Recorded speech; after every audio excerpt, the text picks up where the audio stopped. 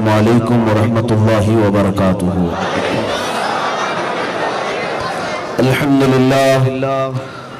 للہ الحنان المنان الذي خلق الإنسان وعلمه البيان والصلاة والسلام على رسوله سيد الإنس والجان وعلى آله وأصحابه ذوي الخير والإحسان أما بعد فأعوذ بالله من الشيطان الرجيم بسم الله الرحمن الرحيم يقولون لئن رجعنا إلى المدينة ليخرجن الأعز منها الأذل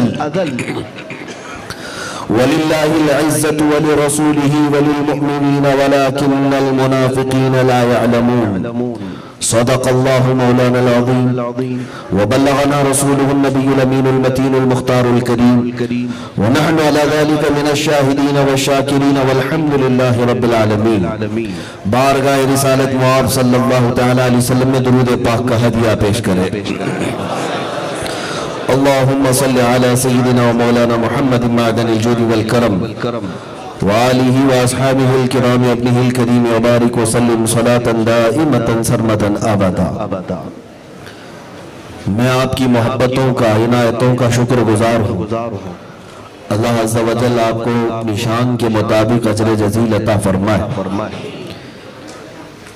لیکن ساتھ ہی اس بات کا اعلان بھی کیے دیتا ہوں علماء اعظام کا نوازنا ان کی عنایتیں، ان کی مہربانیاں ہیں، اور جماعت اہل سنت کے غیور نوجوانوں کا پرتپاک استقبال کرنا یہ ان کی اپنی موروثی عادت ہے، بزرگوں سے چلی۔ لیکن میرے عزیزوں، یہ سارے استقبال کا میں مستحق نہیں ہوں۔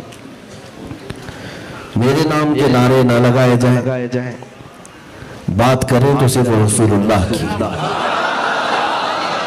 عزت صرف رسول اللہ کی ہے، عرش حق ہے مسند رفعت رسول اللہ کی، اور دیکھنی ہے حشر میں عزت رسول اللہ کی۔ میرے عزیزوں، میں ان تمام چیزوں سے اس لیے اپنا اعلان کیے دیتا ہوں کہ ہمارے روایتی اسٹیجوں کا حال یہ ہوتا چلا جا رہا ہے کہ آپ جس نبی مختار صلی اللہ تعالیٰ علیہ وسلم کو سننے کے لیے آئے ہیں ان کا ذکر کثرت سے ہونا چاہیے۔ ہم تو بہت دور کے غلاموں میں شمار ہوتے ہیں۔ ہمارا یہ استقبال میں خود اپنے لیے اس بات کا اعلان کبھی نہیں کرتا، اور نہ ہی میں اس کی اجازت دیتا ہوں۔ لوگوں کو ایسا لگتا ہو کہ ہم یہ ساری فیلڈ بناتے ہیں، نہیں، یہ سب اللہ کی طرف سے ہو جاتا ہے۔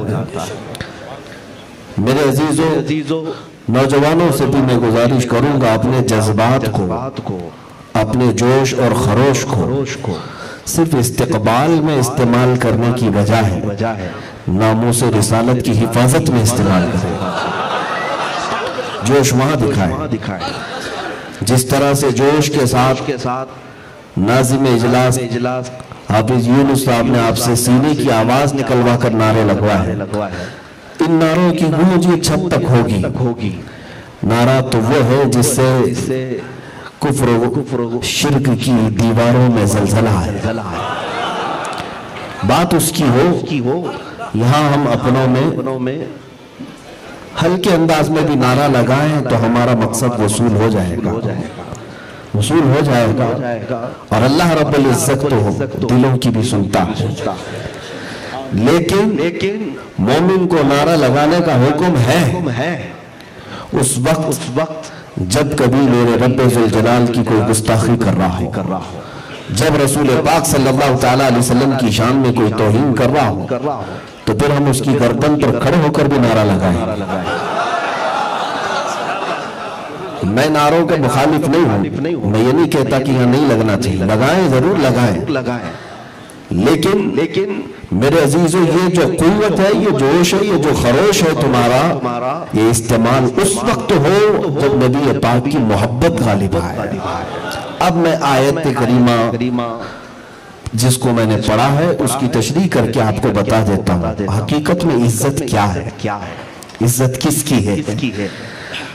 اور مجھ جیسے فقیر کو اتنا نوازنا، یہ بھی آپ دیکھ رہے ہیں، اس لیے نہیں کہ کسی بڑے باپ کا بیٹا ہے، یا اس لیے بھی نہیں کہ کسی حکومت کا نیتا ہے، بات صرف اس لیے ہے کہ یہ ناز یہ انداز ہمارے نہیں ہوتے، جھولی میں اگر ٹکڑے تمہارے نہیں ہوتے، روشن میری قسمت جب تک کہ مدینے سے اشارے نہیں ہوتے، جب تک کہ مدینے سے اشارے نہیں ہوتے، روشن میری قسمت کے ستارے نہیں ہوتے۔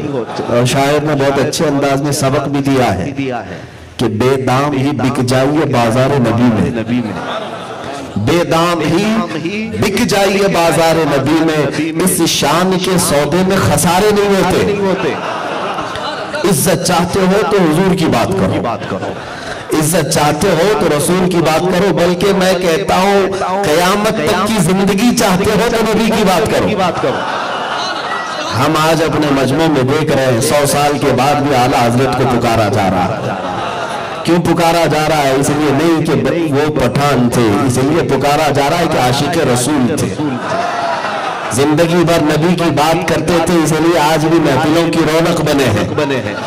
اب کے بعد اور بھی 100 سال گزر جائیں، 1000 سال گزر جائیں، یہ نام پھیکا نہیں ہوتا، اس لیے کہ انہوں نے زندگی میں مقصد بنایا تھا، جان ہے عشق مصطفیٰ، روز فضل کرے خدا، جس کو ہو درد کا مزہ ناز دوا اٹھائے کیوں۔ اور اسی مجدد دین و ملت فاضل بریلوی نے پورے مسلمانوں کو یہ میسج دیا تھا، پھر کے گلی گلی تباہ، ٹھوکریں سب کی کھائی کیوں، پھر کے گلی گلی تباہ، ٹھوکریں سب کی کھائی کیوں، دل کو جو عقل دے خدا تیری گلی سے جائے کیوں۔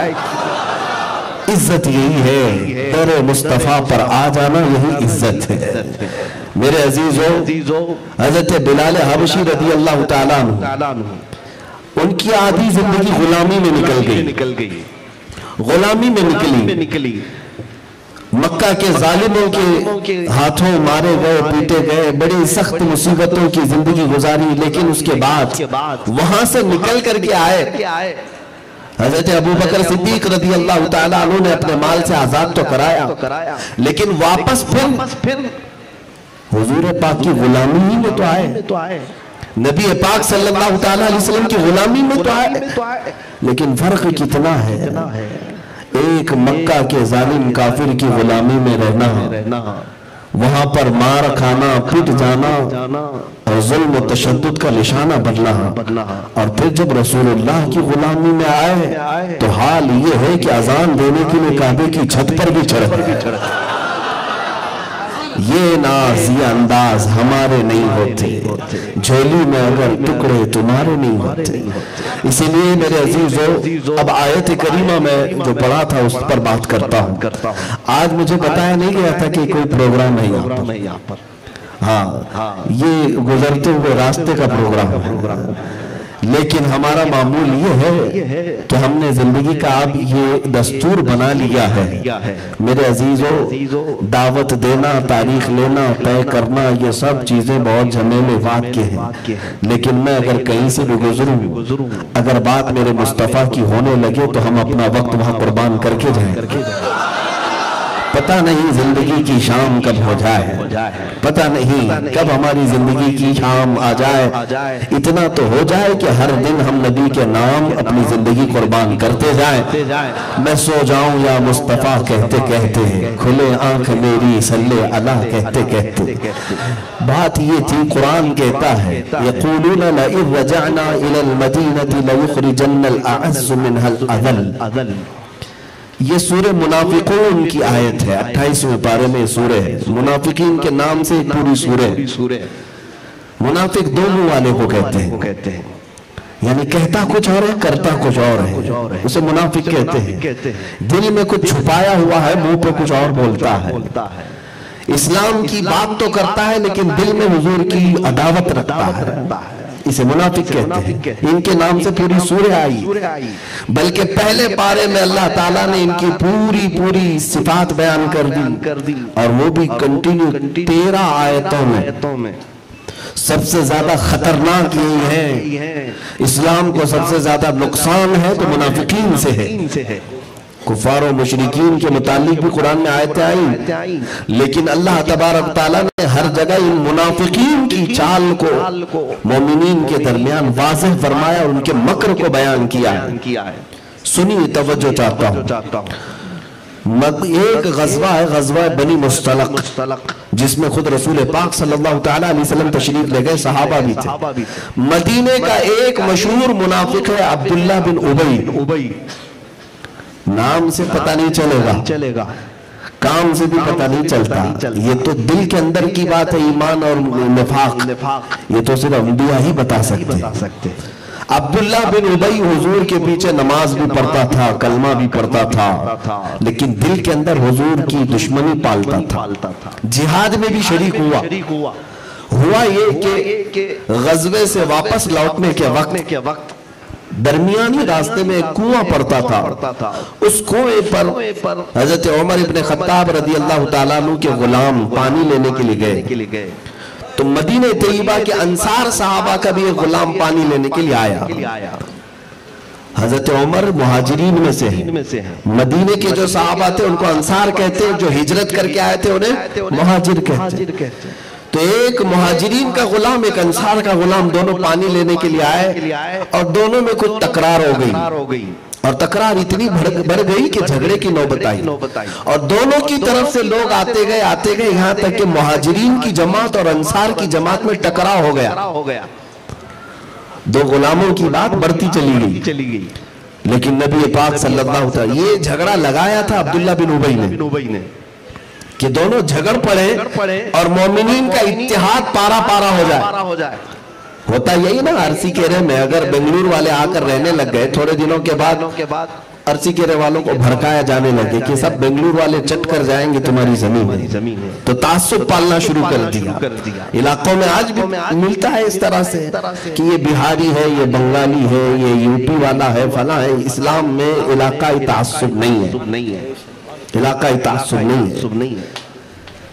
اب یہاں پر مہاجرین اور انصار کے درمیان لڑائی کروا رہا تھا عبداللہ بن ابی۔ نبی پاک صلی اللہ تعالیٰ علیہ وسلم تشریف لائے اور یہ صلح صفائی میں معاملہ ختم ہو گیا۔ اب جو بات کہنا ہے وہ سنی۔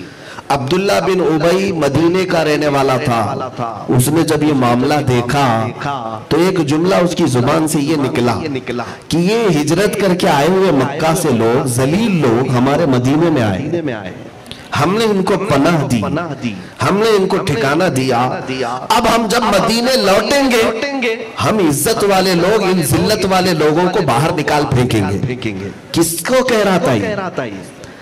ذلت والے کس کو کہہ رہا تھا؟ اس میں ابو بکر صدیق بھی ہیں، عمر ابن خطاب بھی ہیں، عثمان و حیدر کرار بھی ہیں رضوان اللہ علیہ اجمعین، خود رسول اللہ بھی ہیں، مہاجرین میں یہ سب ہے۔ یہ عبداللہ بن ابی اشاروں میں اس طرح کہا کہ ان ذلت والے لوگوں کو ہم عزت والے لوگ مدینے سے نکال دیں گے، باہر نکال دیں گے۔ یہ جملہ کتنا خطرناک ہے۔ توجہ چاہتا ہوں میرے عزیزو، آج نبی پاک کی شان میں جب توہین ہوتی ہے تو لوگ یہ سمجھتے ہیں کہ اس کا پرسنل معاملہ ہوگا، اس کی اپنی رائے ہوگی، اس کا اپنا نظریہ ہوگا۔ تم کیا جانو کہ رسول اللہ کی ذات پوری کائنات کے لیے کیا حیثیت رکھتی ہے؟ حضور کے متعلق کسی کی پرسنل رائے نہیں ہو سکتی۔ اگر کوئی گستاخی کرتا ہے تو گویا کہ وہ پوری کائنات کے پلر کو ہلاتا ہے۔ اب بات بڑھتی گئی، یہاں تک پہنچی کہ عبداللہ بن ابی کا یہ جملہ حضور تک پہنچایا گیا۔ نبی پاک صلی اللہ تعالیٰ علیہ وسلم کو جب یہ بات پتہ چلی تو عبداللہ بن ابی کے سگے بیٹے حضرت حباب رضی اللہ تعالیٰ عنہ صحابی ہیں، باپ منافق ہے، بیٹا صحابی اور کامل عاشق رسول، حضور کی بارگاہ میں آگئے۔ توجہ، ایمان کیا ہے اور عزت کیا ہے؟ آگے کہا یا رسول اللہ صلی اللہ تعالیٰ علیہ وسلم، مجھے خبر ملی ہے کہ میرے باپ نے ایسا جملہ کہا ہے کہ ہم عزت والے لوگ ذلت والے لوگوں کو مدینے سے نکال کر باہر کر دیں گے. میرے باپ نے ایسا کہا ہے. یا رسول اللہ اگر آپ حکم فرمائیں تو آپ کا یہ غلام اپنے باپ کی گردن اڑا دے گا. حضرت حباب کہتے ہیں حضور نے منع فرمایا.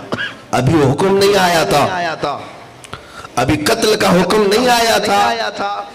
حضرت حباب نے پھر اصرار کیا, یا رسول اللہ اگر یہ معاملہ بڑھ گیا اور مدینے جانے کے بعد میری بجائے کوئی اور قتل کر دیا, کوئی دوسرا اسے قتل کر دیا مومنین میں سے, تو کہیں باپ کی محبت کی غیرت جاگ کر کے میں کسی مسلمان کا قتل نہ کر دوں. اس لیے آپ مجھے حکم دیں کہ میں خود ہی باپ کو قتل کر دوں. نبی پاک نے منع فرمایا کہ ابھی اللہ کا حکم نہیں آیا. اس وقت تک ابھی منافقین کا اظہار نہیں ہوا تھا. اب سنیے ایک عاشق رسول کیا ہوتا ہے, کامل ایمان والا. اس کے بعد جا کر کے حضرت حباب نے جب قتل کا آرڈر نہیں ملا تو قافلہ چلنے لگا مدینے کی طرف. مدینے کی سرحد ابھی آئی نہیں تھی. باپ اور بیٹے کی بات دیکھیں, حضرت حباب بیچ راستے میں آ کر کھڑے ہو گئے, اپنے باپ کے راستے میں آ کر کھڑے ہو گئے اور اپنے باپ عبداللہ بن ابی سے کہا میں تجھے مدینے میں داخل ہونے نہیں دوں گا, اس وقت تک داخل ہونے نہیں دوں گا جب تک تو یہ کہہ نہ دے کہ تو ذلیل ہے, میرے آقا عزت والے. اللہ اکبر. بات تو دیکھیں تو نے یہ جملہ کیسے کہا کہ ہم عزت والے لوگ ذلت والے لوگوں کو نکالیں گے. اب تو اپنے اس جملے کو رجوع کر. باپ سے بیٹا لڑ رہا ہے, بات بڑھ گئی, بیٹا کسی صورت مدینے میں آنے نہیں دے رہا اپنے باپ کو. عبداللہ بن ابی نے کہا کہ میں نے پالا, میں نے بڑا کیا تجھے اور تجھے پالا پوسا اور آج تو میرے خلاف کھڑا ہے.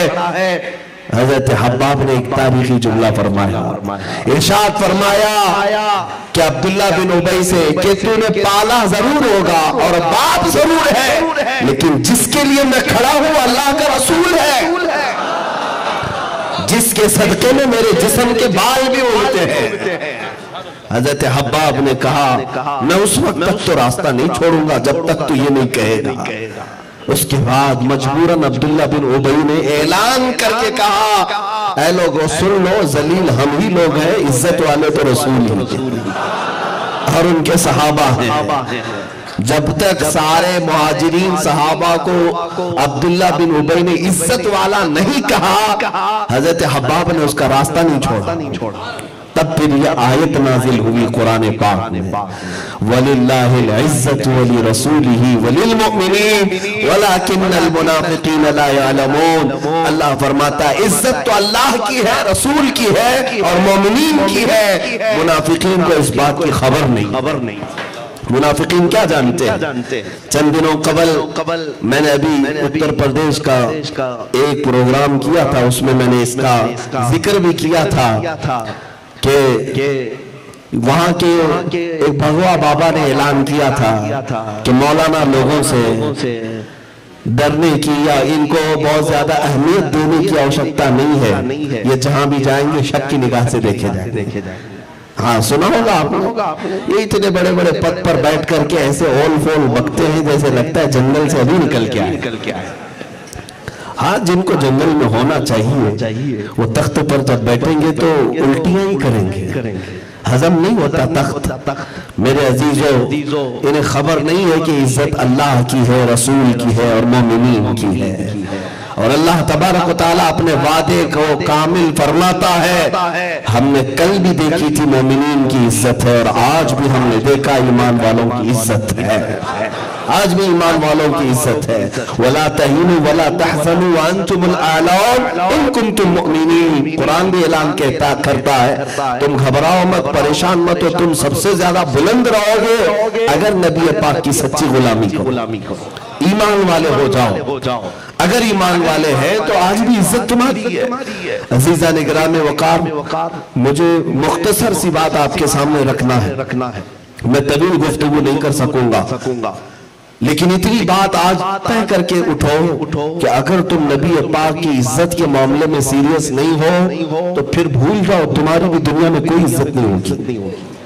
تو بے عزت مارے جاؤ گے، ذلت کے ساتھ جیو گے، ٹھوکروں میں رکھا جائے گا۔ ہاں اگر نبی پاک کی عزت کو اہمیت دیتے ہو تو مولا صدیوں تک تمہاری عزت کی حفاظت کرے گا، تمہاری عزت کی حفاظت ہو۔ اے نوجوانوں، اپنی بات چھوڑ دو، اپنے لائف کے لیے لڑنا چھوڑ دو، اپنی غیرت، اپنی عزت کے لیے آسمان سر پہ اٹھا لیتے ہو۔ اگر تمہارے ماں باپ کو کسی نے کوسا تو تم کورٹ کچہری کے چکر کاٹتے ہو۔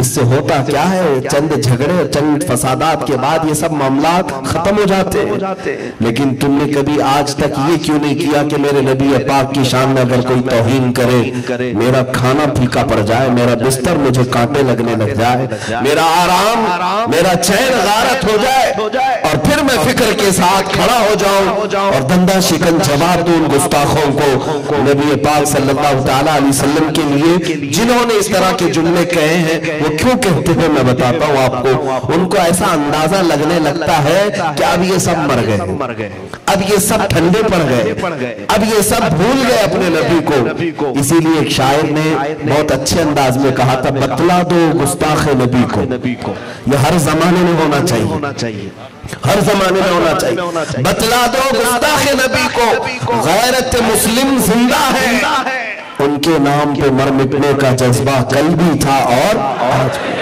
آج ہے جذبہ، آج نبی پاک کے نام پر مر مٹنے کا جذبہ ہے، سلامت ہے۔ عزیزان گرامی وقار، اگر نبی پاک صلی اللہ تعالیٰ علیہ وسلم کے لیے اپنا وقت دینا اور اپنی جان دینے کی بات کرتے ہو تو پھر انشاءاللہ تم بہت بلندی کی طرف جا رہے ہو، بلندی کی طرف جا رہے ہو، سارے راستے کھول دیے جائیں گے۔ اس لیے کہ میں نے حدیث میں پڑھا ہے یہ دنیا کیا چیز ہے، بڑے بڑے درندوں کو اللہ غلامان مصطفیٰ کا تابع فرما بردار بناتا ہے۔ حضرت سفینہ ایک صحابی کہتے ہیں میں جنگل میں راستہ بھٹک گیا، ایک شیر دہاڑتا ہوا آیا، منہ پھاڑتا ہوا۔ ظاہر سی بات ہے جنگل میں جب شیر آ جائے تو پھر حالت کیا ہو جائے، لیکن وہ جب قریب آیا تو حضرت سفینہ کہتے میں نے صرف اتنا کہا انا مولا رسول اللہ، یا ابا الحارث اما انا مولا رسول اللہ، اے پھاڑ کھانے والے درندے میں رسول اللہ کا غلام۔ اتنا ہی کہا تھا، حضرت سفینہ کہتے ہیں وہ شیر میرے پیروں کو چاٹنے لگا اور وفادار کتے کی طرح دم ہلانے لگا۔ پھر تھوڑی دیر کے بعد میں تو راستہ بھٹک گیا تھا، وہ شیر ہی مجھے اپنے وطن تک چھوڑ گیا۔ یہ اللہ رب العزت کی طرف سے ہے۔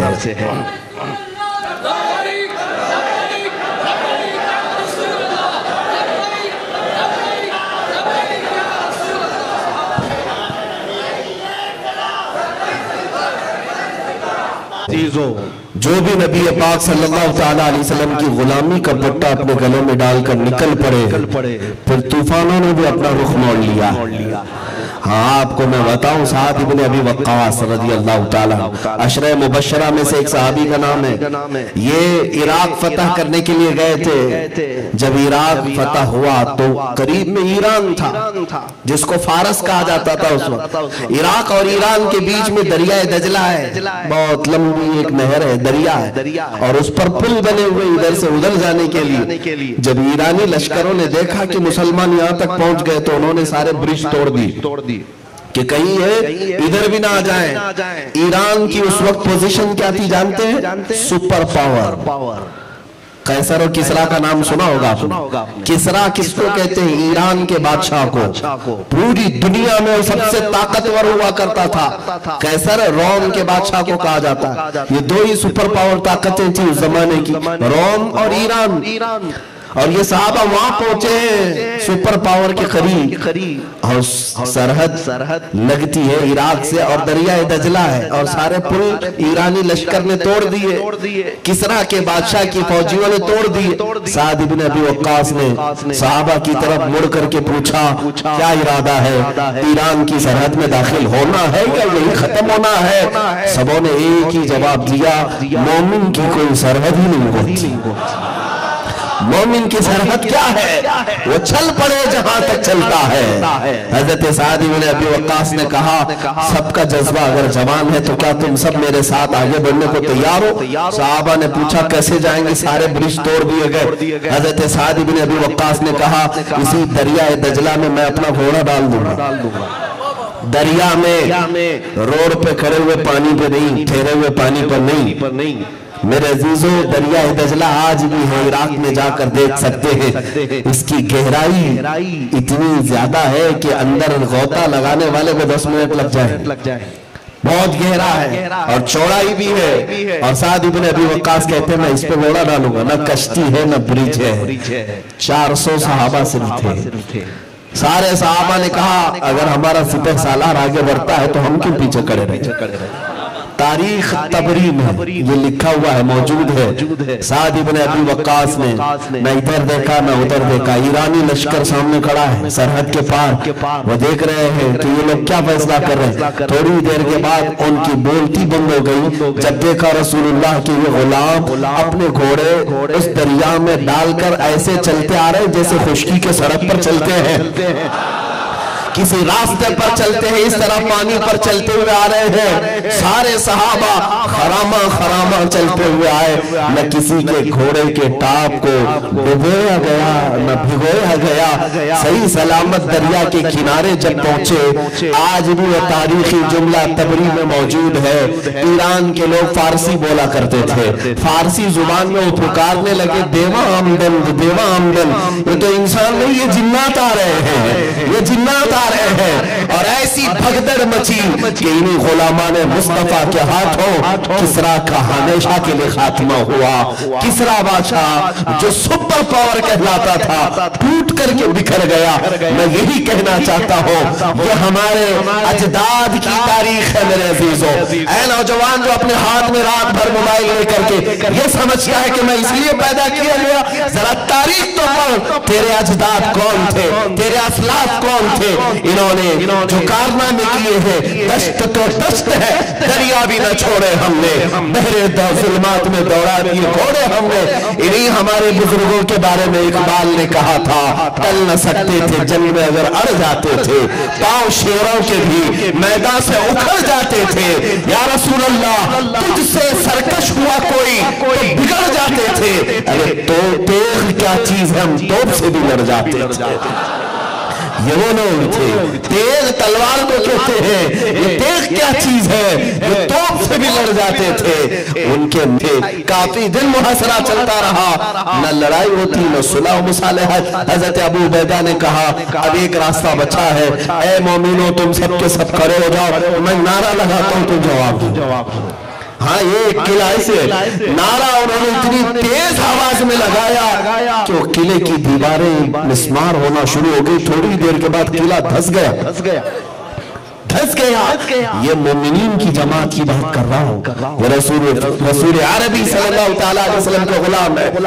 طارق بن زیاد نے ایک جماعت لی اور نکل پڑے اسپین کے راستے پر۔ یورپ کو انہوں نے کبھی اپنی سرحد نہیں مانی، چلتے رہے۔ ارے 10,000 کا لشکر لے کر 19 سال کا محمد بن قاسم عرب سے ہندوستان چلا آیا۔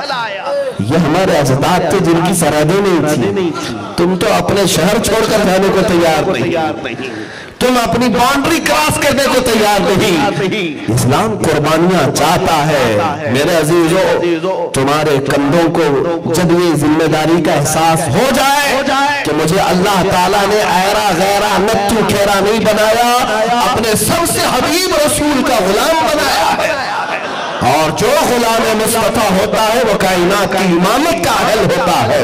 تم امامت کے لیے بنائے گئے ہو، تم امامت کے لیے بنائے گئے ہو، قیادت کے لیے بنائے گئے ہو، تم خیر امت ہو۔ لیکن یہاں حالات ایسے ہیں کہ ہم اس کے چکر میں پڑے ہوئے، کبھی اس کو دیکھ رہے کبھی اس کو دیکھ رہے، کسی کی جے وجے کیوں پکارے، کیا غرض ہم کو؟ ہمیں کافی ہے سید اپنا نعرہ یا رسول اللہ، ہمیں کافی ہے سید اپنا نعرہ۔ عزیزان گرامی وقار ایک بات یاد رکھ لیں، مومن جب رسول پاک صلی اللہ علیہ وسلم کی عزت کی فکر کرتا ہے عزت کی فکر کرتا ہے تو رب تبارک و تعالیٰ اس کی عزت کو بہت بلند کرتا ہے۔ اگر تم اپنی عزت چاہتے ہو تو نبی پاک کی عزت کی بات کرو، اور جس قدر ممکن ہو سکے آج ملک میں جو تماشا بنایا جا رہا ہے، آج تمہاری قربانیاں دیکھی جائیں گی، تمہاری آوازیں بھی نوٹ کی جائیں گی، قیامت کے دن یہ ساری ڈائریاں پیش کی جائیں گی۔ نامہ اعمال کیا سمجھتے ہو 4 پنے کا ہوتا ہے، 4 ورق کا ہوتا ہے؟ قرآن میں تو ہے جب تم اپنا نامہ اعمال دیکھو گے تو پکارو گے کتنی کتابیں لے آ رہے ہیں فرشتے، جہاں تک نظر جاتی وہاں تک صرف تمہاری کتابیں ہوں گی، سب لکھا جا چکا ہوگا۔ اور جب نبی پاک صلی اللہ تعالیٰ علیہ وسلم کی شان میں کتے خنزیر بھونک رہے تھے، چیخ رہے تھے، اس وقت تم کیا کر رہے تھے یہ بھی لکھا جائے گا۔ تم سن کے خاموش سو رہے تھے، گانے سن رہے تھے، یہ بھی لکھا جائے گا۔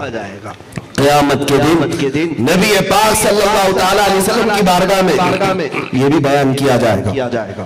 جب تمہیں اس بات کا یقین ہے کہ سامنا تو حضور کا کرنا ہی ہے، کرنا ہے یا نہیں کرنا، قبر میں پہنچو گے تو بھی سامنا ہے، حشر میں پہنچو گے تو بھی ہے۔ خلیل اللہ کو حاجت رسول اللہ کی، ہم اور تم کیا ہے؟ انبیاء کو بھی حاجت ہے رسول اللہ کی۔ جب ان کی بارگاہ میں ہمیں پیش ہونا ہی ہے تو پھر کل کا انتظار کیوں کرتے ہو؟ اسی لیے اعلیٰ حضرت نے کہا تھا آج میں ان کی پناہ، آج مدد مانگوں کل نہ مانیں گے قیامت میں اگر مانگا۔ آج حضور کی عزت کی فکر کے لیے کھڑے ہو جاؤ، جس قدر ممکن ہو سکے اے نوجوانوں اپنی طاقت کا استعمال، طاقت کا استعمال کا مطلب لوگ اسی غلط تشریح و تعبیر نہ کر لیں۔ ہاں ظاہر سی بات ہے، ہماری ایک بات کو آج بتنگر بنا کر کے سوشل میڈیا میں دیکھ رہے ہو کہ طوفان کھڑا ہے، کسی کو ایک جملہ مل جائے ہاں تو ایسا لگتا ہے کہ پورا کا پورا جنگل مل گیا اس کو۔ ہم نے بچپن میں سنا تھا کہ چوہے کو ہلدی کی گانٹ مل گئی تو وہ بنیا سمجھتا ہے کہ میں بھی راشن کی دکان والا ہو گیا، لیکن یہاں یوٹیوبر کا حال تو یہ ہے کہ ان کو ایک جملہ مل گیا تو ایسا لگتا ہے کہ پورا انٹرنیٹ مائکروسافٹ ان کا ہو گیا، جو چاہے بکے جائے، جو چاہے ڈالے جائے۔ اور یہ ساری چیزیں ہیں، بہرحال میں ان کی فکر نہیں کرتا، وہ بیچارے اپنے پیٹ کے لیے جو کچھ کر رہے ہیں، لیکن اے نوجوانوں میں آپ سے اتنی بات ضرور کہوں گا، اپنا سب کچھ گنبد خضرا کل بھی تھا اور آج بھی، میرے نبی سے میرا رشتہ کل بھی تھا اور اس پر زندگی گزار لو، بس اس پر زندگی گزار لو۔ نوجوانوں تمہیں دیکھ کر کے ایسا احساس تو ہو جائے کہ اب رسول اللہ کے غلام بیدار ہو چکے ہیں، یہ کھڑے ہو چکے ہیں۔ آپ کو پتا ہے مکہ والے ایک قاصد آئے عروہ بن مسعود ثقفی، حضور کے غلاموں کو دیکھنے کے لیے کہ کتنے پریکٹس کیے ہوئے ہیں، اور کیا دیکھنے کے لیے آئے تھے؟ مکہ والوں نے بھیجا تھا محمد نے کتنی طاقت جمع کی دے، وہ آئے اور آ کر کے کیا دیکھا؟ حضور پاک صلی اللہ علیہ وسلم وضو کر رہے تھے، صحابہ ان کے ارد گرد کھڑے تھے۔ وہ قاصد آ کر کے مجمع کو چیر کر کے دیکھا کہ کیا ہو کیا رہا ہے؟ لوگوں نے بتایا رسول اللہ وضو کر رہے ہیں، تو یہ کیوں کھڑے ہیں؟ میرے عزیزوں یہ فرزانوں اور پروانوں کا حال یہ تھا کہ حضور جب وضو کرتے تھے تو صحابہ حضور کے وضو کا پانی اپنے ہاتھوں میں لیتے تھے، کوئی اپنے دامن میں لیتا تھا اور پھر اس پانی کو لے کر اپنے چہرے پر مل لیتے، اپنے جسم پر مل لیتے، یہاں تک کہ نبی پاک صلی اللہ تعالیٰ علیہ وسلم کی کلی کے پانی کو، چہرے کے پانی کو، ہاتھوں کے پانی کو، سب کو صحابہ اپنے ہاتھوں میں لے لیتے، ایک قطرہ بھی گرنے نہیں دیتے، سب اپنے لیے مسح کر لیتے، اپنے جسم پر مل لیتے۔ ان خبیثوں کو سوچنا چاہیے جو تبرکات کے منکر ہیں۔ یہ مذہب اہل سنت و جماعت صحابہ کا ہی مذہب ہے۔ آج ہم نبی پاک صلی اللہ تعالیٰ علیہ وسلم کے موئے مبارک کا بھی احترام کرتے ہیں تو اسی لیے نہیں کہ یہ صرف بریلوی قانون ہے، اس لیے کہ صحابہ کا قانون ہے۔ صحابہ کا قانون بھی ہمیں امام احمد رضا خان فاضل بریلوی نے دیا ہے۔ سنیے، جب عروہ بن مسعود نے یہ دیکھا اچھا وضو کے پانی کو اتنا دیوانگی کے ساتھ لے رہے ہیں، واپس پلٹ کر کے اپنے گرو گھنٹالوں سے کہا محمد اور ان کے ساتھیوں سے لڑنے کا ارادہ چھوڑ دو۔ لوگوں نے پوچھا کیوں، بڑی فوج ہے ان کے پاس؟ کہا بڑی فوج تو نہیں ہے لیکن ایسے دیوانے ہیں، میں نے قیصر اور کسریٰ کے ہاں بھی ایسی تعظیم کرتے ہوئے فوجی نہیں دیکھے جو محمد کے غلام ان کی تعظیم کرتے ہیں صلی اللہ علیہ وسلم۔ پوچھا لوگوں نے کہ کیسی تعظیم کرتے ہیں؟ عروہ بن مسعود کہتا ہے اے لوگوں، میں نے تعجب سے پہلی مرتبہ دیکھا ان پروانوں کا حال تو یہ ہے کہ محمد کے کھکارے ہوئے کلی کیے ہوئے پانی کو بھی زمین پہ گرنے نہیں دیتے، ہاتھوں میں لے کر کے مل لیتے ہیں۔ جو اپنے نبی کے وضو کا قطرہ گرنے نہیں دیتے وہ اپنے نبی کا خون کبھی گرنے دے سکتے ہیں۔ چھوڑ دو ارادہ لڑنے کا میرے عزیزو۔ اسی بات پر میں کہتا ہوں دیوان گانے عشق محمد کو دیکھ کر گھبرا گئی ہے گردش دوراں کبھی کبھی۔ وہ دیوان گانے عشق محمد بننے کی دیر ہے تمہیں۔ ایک بار آپ اپنے سینوں میں وہ عشق جگا لو۔ میں بیٹھوں تو یا محمد آ، کھڑا ہو تو یا محمد آ، میرا چلنا پھرنا رسول اللہ کی بارگاہ میں مقبول ہو جائے، میری زندگی اس طرح بن جائے۔ پھر دیکھو میں کہتا ہوں بڑی فوج بنانے کی بھی ضرورت نہیں، بڑی طاقت اور بڑی سیاست کی بھی ضرورت نہیں۔ اگر رسول اللہ کا سچا غلام صرف میدان میں چلنے پھرنے لگ جائے تو کئی لوگوں کے چولے ہل جاتے۔ یہ دیکھا ہے ہم نے، ایک غلام رسول کے چلنے پھرنے کی گرمی بھی بہت ہوتی ہے۔ کیا آپ نے نہیں سنا حضور پاک صلی اللہ علیہ وسلم نے حضرت عمر سے کہا تھا عمر جس راستے سے چلتے ہیں شاید تو ہو، نبی کی توہین کے بعد تم کہتے ہو کہ نرم بات کریں، کیسا ممکن ہے؟ ہم نے جو بھی سخت جملہ کہا ہے وہ ہمارا اپنا پیٹ کا نہیں، حضرت عمر ابن خطاب کی بات میں سناتا ہوں۔ حضرت عمر ابن خطاب رضی اللہ تعالیٰ عنہ نے، آپ کو ایک بات بتا دوں، ایک واقعہ ہم نے یہ پڑھا سورہ عبس و تولا، یہ 30ویں پارے میں موجود ہے۔ اس میں اللہ تعالیٰ نے اپنے نبی پاک صلی اللہ علیہ وسلم کو کچھ تاکیدیں فرمائی کہ کوئی ایک اندھا آیا اور حضور پاک صلی اللہ علیہ وسلم نے بر وقت اس کو کوئی چیز اس وقت نہیں بتائی، وہ چلا گیا۔ جو واقعہ تفسیر میں ہے موجود ہے، تو اللہ تعالیٰ نے آیتیں اتاری کہ آپ اس شخص کو واپس کس طرح سے بھیج سکتے ہیں۔ اللہ تبارک تعالیٰ نے تنبیہ کے تاکید کی آیتیں جو عبس و تولا میں اتاری، تو جو گستاخ ہیں ان کو ایسا لگتا ہے کہ اللہ نے اپنے نبی کو خود ڈانٹا ہے، عتاب کیا ہے، نبی کو بہت سنایا ہے۔ یہ ان کی زبان ہے۔ ہوتا یہ ہے کہ دل میں جب کوڑ ہوتا ہے نا، بغض ہوتا ہے، تو ایسی چیزیں بھی وہ ڈھونڈ کے نکالتا رہتا ہے۔ تو سنا گیا کہ ایک قاری ایسا تھا جو روزانہ فجر کی نماز میں عبس و تولا ہی پڑھتا تھا، روز ہی پڑھتا تھا۔ حضرت عمر کے پاس شکایت کی گئی کہ یہ قاری ہے، روز فجر کی نماز میں یہی سورہ پڑھتا ہے۔ میرے عزیزو، آپ اپنے اماموں کے پیچھے مت پڑھنا، روز قل ہو اللہ پڑھ رہے ہیں، یہ واقعہ کچھ اور ہے۔ توجہ چاہتا ہوں، وہ جو پڑھ رہا تھا کیوں پڑھ رہا تھا؟ حضرت عمر نے پوچھوایا، جاؤ اس سے معلوم کرو کہ کیوں پڑھتا ہے یہ روز، کیونکہ حضرت عمر کو بھنک لگ گئی تھی۔ ارے بھائی روز سورہ یاسین پڑھ رہا ہو تو سمجھ میں آئے بات کہ فضیلت کے لیے پڑھتا ہے، سورہ رحمان پڑھتا ہے تو سمجھ میں آئے، سورہ عبس و تولا میں یہ بھی نہیں کہتا کہ اسے نہیں پڑھنا چاہیے، قرآن کی صورت ہے، پڑھیں گے ثواب ضرور ہوگا، لیکن نیت کیا تھی اس قاری کی؟ اس سے جب لوگوں نے پوچھا تو کہتا ہے کہ اس میں اللہ نے نبی کو خوب ڈانٹا ہے،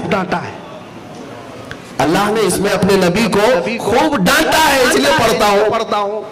معاذ اللہ رب العالمین۔ حضرت عمر کو جب یہ بات بتائی گئی، حضرت عمر نے اس امام کو بلوایا اور اس سے پھر کچھ نہیں پوچھا، سیدھے اس کی گردن اڑائی۔ یہ فیصلہ ہے، کہا کہ تو صرف اس نیت سے یہ سورہ پڑھتا ہے کہ نبی پاک صلی اللہ علیہ وسلم کو اللہ نے ڈانٹا ہے۔ اتنا بھی حضرت عمر گوارا نہیں کرتے تھے۔ جانتے ہیں آپ حضرت عمر فاروق رضی اللہ تعالیٰ عنہ کا یہ جو معاملہ تھا، حب مصطفیٰ میں وہ کسی کی روح رعایت نہیں کرتے تھے، یہاں تک کہ عمیر بن وہب ایک شخص ہے، جس کو شیطان قریش کہتے تھے. توجہ چاہتا ہوں, یہ جنگ بدر میں کافروں کی طرف سے لڑنے بھی آئے. بیٹا قیدی ہو کر حضور کے پاس گرفتار ہو گیا, عمیر بن وہب. یہ بھاگ کر مکہ پہنچ گیا, اور مکہ میں ایک صفوان نام کا بھی شخص تھا جس کا باپ مارا گیا تھا. اب دونوں کا مسئلہ سیم تھا, ایک کا بیٹا حضور کیا قیدی ہے, ایک کا باپ مارا گیا ہے. تو دونوں مکہ میں خانہ کعبہ میں حتیم کے اندر آئے. دونوں خسر پھسر کرتے کرتے ایک پلان بنائے. صفوان بڑے پیسے والا تھا, عمیر سے کہا کہ عمیر تجھ کو میں ایک زہر میں بجھی ہوئی تلوار دوں گا, جا کر محمد کا قتل کر دے. تیرا بیٹا بھی مل جائے گا, میرے باپ کا بدلہ بھی ہو جائے گا, اور تیرا جتنا قرضہ ہے وہ بھی چکاؤں گا, پلس انعام بھی دوں گا. عمیر بن وہب نے کہا دیکھ لیتے, ٹرائی کر لیتے. تلوار زہر میں بلا کر کے لے کر مدینے پہنچا. اب جب مدینے آیا, توجہ, ہاں یہ شخص مشہور تھا, یہ بھڑکانے والا آدمی تھا, بدر میں کافروں کی طرف سے آیا تھا. لیکن جب مدینے پہنچا تو مسجد نبوی کے باہر حضرت عمر 4-5 صحابہ کے ساتھ کھڑے تھے. پہلی ملاقات حضرت عمر کے ساتھ. حضرت عمر نے دیکھتے ہی جو جملہ کہا وہ حدیثوں میں موجود ہے, فرمایا خذو ھذا الکلب, پکڑو اس کتے کو. حضرت عمر نے کیا کہا, پکڑو اس کتے کو. لوگ ہم سے کہتے ہیں سخت جملہ ہے, حضرت عمر سے کہو جا کر. کیوں؟ ان کی محبت صرف رسول اللہ کے ساتھ تھی. جو حضور کا ہے وہ عزت کرتے تھے, اور جو حضور کا نہیں ہے اس کی کوئی عزت نہیں کرتے. اور اس کے بعد اس کو پکڑا, اس کے گلے میں گمچھا ڈال کر کے کھینچا. کہا کہ کیوں آیا؟ اس نے کہا میرا بیٹا قیدی ہے, میں خیر خیریت معلوم کرنے آیا. کہا تیرا فیصلہ بعد میں کرتا ہوں, پہلے حضور سے پوچھ کیا تھا. اندر آئے, حضور پاک صلی اللہ علیہ وسلم سے کہا یا رسول اللہ عمیر بن وہب آیا ہے اور کہہ رہا ہے بیٹے کی خیریت معلوم کرنے, لیکن مجھے اس کی نیت اچھی نہیں لگ رہی. یہ وفاداری کا نتیجہ ہے.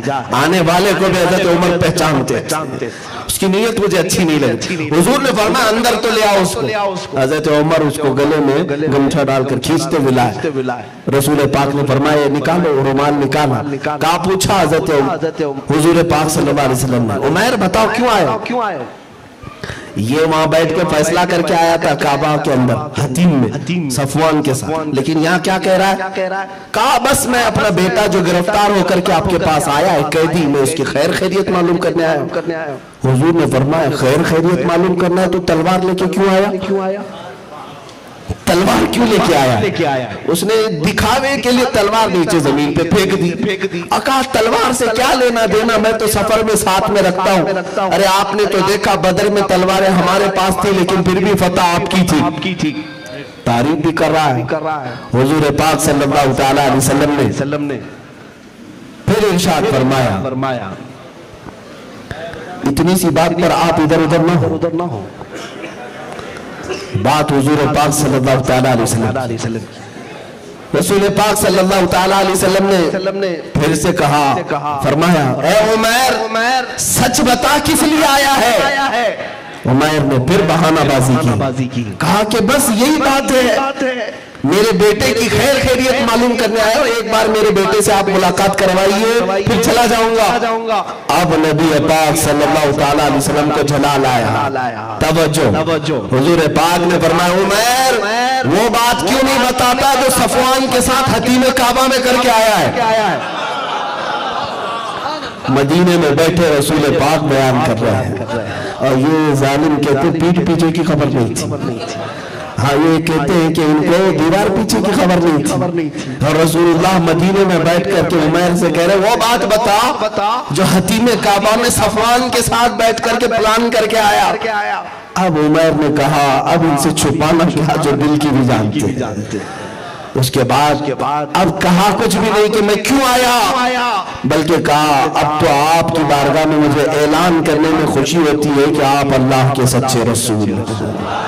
میں ایمان لاتا ہوں اللہ ایک ہے اور آپ اللہ کے رسول ہیں. یہ عمیر ایمان لے آئے. اب وہ عمیر نہیں رہ گئے جو مکہ والے تھے, رسول اللہ کی غلامی میں آ گئے. اب توجہ چاہتا ہوں, ایمان اور عزت کس کی؟ ایمان کسے کہتے ہیں اور عزت کس کی ہے؟ حضرت عمر بن خطاب رضی اللہ تعالیٰ عنہ کھڑے تھے، عمیر بن وہب کو دیکھ بھی رہے تھے۔ جب وہ ایمان لے آئے، حضور پاک کی بارگاہ میں مشرفہ اسلام ہوئے، تو جو گمچہ ڈال کر کے اندر کھینچتے لائے تھے، اب حضرت عمر ان کے گلے میں ہاتھ ڈال کر باہر لے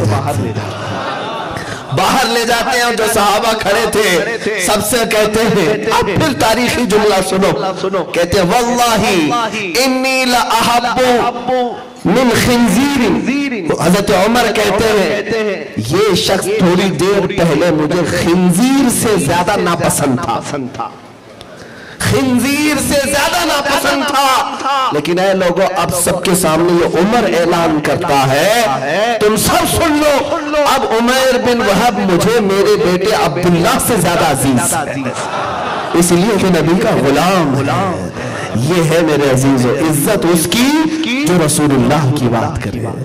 آج اگر ہم ان ظالموں کے خلاف سخت جملہ استعمال کرتے ہیں تو صرف اس لیے کہ ہم نے پڑھائی یہی ہے کہ جو نبی پاک کے بارے میں اچھے خیالات رکھے، ہم آپ سے عزت کے ساتھ بات کریں گے، ہم آپ کے ساتھ عزت کے ساتھ بات کریں گے، اور اگر تم نبی پاک کی شان میں تو طواق کرو گے، انگلیاں اٹھاؤ گے، تو انشاءاللہ العزیز جب تک جان باقی رہے گی اللہ نے اگر طاقت دی تو انگلیاں بھی توڑیں گے، گردنیں بھی مروڑیں گے۔ ہاں یہ اس لیے کہہ رہا ہوں کہ نبی پاک صلی اللہ تعالیٰ علیہ وسلم کی محبت ہمارے لیے جان سے بڑھ کر کے ہے، ان کی عزت ہمارے لیے جان سے بڑھ کر کے ہے۔ نبی پاک صلی اللہ تعالیٰ علیہ وسلم کے لیے چھیڑ چھاڑ آج یہ اچھا ماحول نہیں بنایا جا رہا ہے، اور خصوصیت کے ساتھ ہندوستان میں جو زہریلا ماحول بنایا جا رہا ہے، ہماری یہ باتیں ہندوؤں کو توڑ مروڑ کر کے پیش کی جاتی ہیں، اور یوں کہا جاتا ہے یہ مفتی سلمان نے جو سارے ہندوؤں کو چیلنج کیا، میں سارے ہندوؤں کی بات نہیں کرتا، ہندوستان میں کروڑوں ہندو ہیں جو میرے نبی پاک کی عزت کرتے ہیں، ہاں وہ اپنے دل میں حضور کی عظمت بھی رکھتے ہیں، مجھے پتا ہے کتنے تو ہے جو نبی پاک کی شان میں نعتیں بھی لکھے، ہمارا ان سے کلام نہیں ہے، ہم ان پاکھنڈیوں کو بات کرتے ہیں جو ویفے میں بیٹھ کر حضور کی شان میں بھونکتے ہیں۔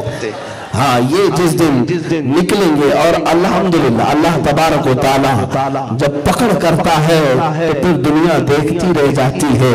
مولا تبارک و تعالیٰ کے قوانین سخت ہیں میرے عزیزو، ان بطش ربک لشدید، بے شک تمہارے رب کی پکڑ بہت سخت ہے۔ ابھی تو جیل میں گئے ہو، جہنم میں بھی جانا ہے، ہاں جہنم میں بھی جانے کا انتظار کرو۔ جو نبی پاک صلی اللہ تعالیٰ علیہ وسلم کی شان میں دھوکتا ہے اس کا ٹھکانہ دوزخ ہے۔ اللہ کریم ہم سب کو حضور کی عزت پر جینے، ان کی عزت پر پہرا دینے کی توفیق عطا فرمائے، اور حضور کی عزت پر پہرا دیتے ہوئے مولا ہمیں جان دینے کی بھی توفیق عطا فرمائے۔ عزیزان گرامی وقار، میری پوری تقریر کا خلاصہ یہ ہے کہ محمد سے وفا تونے تو ہم تیرے ہیں، یہ جہاں چیز ہے کیا لوح و قلم تیرے ہیں۔ اٹھو مسلمانوں، قوت عشق سے ہر پست کو بالا کر دے، دہر میں نام محمد سے اجالا کر دے، انہیں جانا انہیں مانا، نہ رکھا غیر سے کام، للہ الحمد میں دنیا سے مسلمان گیا، آج لے ان کی پناہ، آج مدد مانگ ان سے، کل مانیں گے قیامت میں اگر مان گیا۔ وآخر دعوانا الحمدللہ رب العالمین۔